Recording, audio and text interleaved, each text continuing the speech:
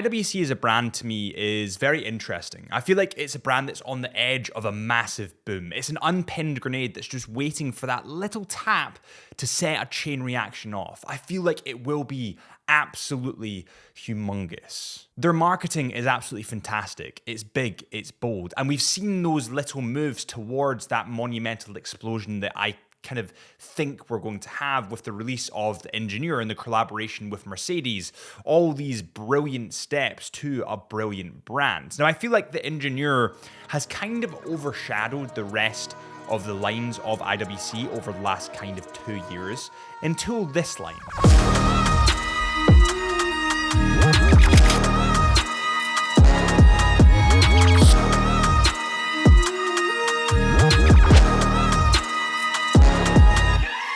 This is the IWC Pilots Mark XX, or XX, Roman numerals, Mercedes Formula One Team Edition. Now, we have seen a very similar watch to this back in 2022. We saw the Chrono 41mm variant, but this time, I think, personally, it's better. Now, we all know that there's some huge changes going on in the Mercedes team. I mean, Lewis Hamilton's leaving and he's going to Ferrari, and that's been a long stint that he's been at Mercedes. And also, in January of 2025, IWC released this. And I honestly think that it's one of IWC's best pilot watches.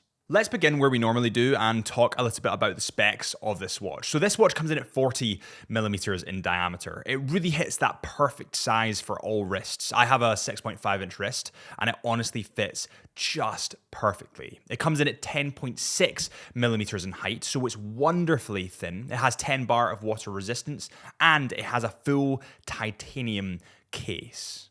Now, titanium as a metal is firstly lighter than stainless steel, and also it has a darker hue than stainless steel. It looks that little bit more stealthy, and it's weird. It's kind of a, I think oxymoron's maybe the word. The fact that it has bright colors on it that look kind of really light blue, and then you also have titanium, which is a more dulled down, muted tone of a metal. But I think that they do work in tandem. After wearing this for a while, I've had it for around about 3 days in the studio. I think it looks absolutely stunning. The strap is a rubber strap and it's big, bold, and blue. It's very, very light blue, almost kind of like a, what do they call it? I mean, it looks like, I don't want to say Tiffany blue because everyone's going to kill me, but let's just double check what they call it. They call this a green rubber strap. Does this look green to you? It doesn't look green to me. Something that you might not know is that on the back of the rubber strap, there's actually texture running down the rubber strap. And that makes the watch cling to your wrist that little bit more and be just that little bit more comfortable. It's actually a really nice little detail that they've included there. And on that note, just for old time's sakes, what is on your wrist at the moment? It's time for the Chisholm Hunter tradition, which of course is the wrist check. Let me know in the comments. I'd love to see all the watches. I'm going to bring that tradition back. I feel like I just keep forgetting. It's me, honestly. This watch has convex sapphire crystal glass with anti-reflective coating on both sides. Now, something about IWC that I've spotted before and I've said before in other videos, so sorry if you've heard it before, but the blue sheen that you seem to get from IWC's glass when you reflect it in the light is nothing like I've ever seen before. Honestly, there's only a select few brands that do this and do it well, and IWC is definitely one of them. Now, the glass in this is actually secured against displacement from a drop in cabin air pressure, thus rendering it a pilot's watch. Essentially, it's not going to pop out if the pressure gets too much. The crown on the right-hand side is a little bit different to the big pilot's crown that we can see, the big onion crown that is protruding out the side of the big pilot. It is a lot smaller, a lot more dainty, but still very easy to turn, very grippy, and I quite like it. I think the big pilot is definitely like Marmite to a lot of people. I love the history behind the big pilot, but I just don't think I could get one because of how big it is. I like the fact that the onion crown has the history around it with the big gloves of the pilots. But I think the IWC Mark XX is just the more versatile option when it comes to IWC's pilots watches. It is funny with this watch. Online, it looks way too much. And honestly, I was nervous about getting it on in person. But once I got it on in person, it actually looks a lot more subtle than you might think. Now, yes, it is still bold, it is still big, it is still bright, but it's not half as bright as you think by looking online. Now, what I would advise, and this is where my sneaky plug comes in, but head into a Chisholm Hunter and try it on. We are authorized retailers of IWC, and it's always better to get these watches on in person so that you know what they actually are like instead of just seeing renders online that look nothing like the watch in person. Now, when we flip this watch around, you can see that it has a quick release function. And the quick release function on IWCs, again, it's as good as I would say Vacheron's. Literally, all you need to do is push and then pull and it's off. Like that quick. And then if you want to put it on, beep, boop, boop, boop, boop, done.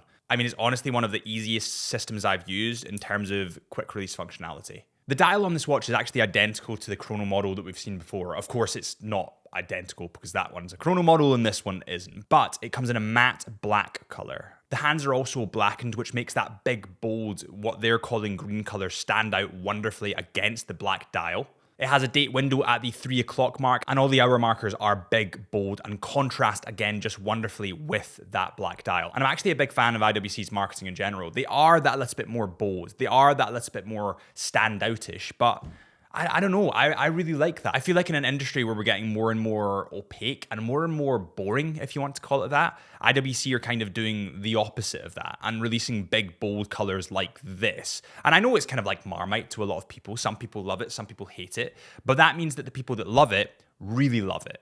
And that means the people hate it really hate it. And sometimes that's what you need. You need to be that little bit more controversial and kind of divide those opinions in order to get true fans into the brand. The movement on this watch is hidden through the closed case back. And let's just talk about the movement for a second. So the movement on this model is the IWC 32111 caliber. This is a fully automatic movement with 120 hours of power. It beats at a frequency of 28,800 VPH, has 163 components, and has 21 joules. Now 120 hours of power in a 10.6 millimeter case is absolutely awesome.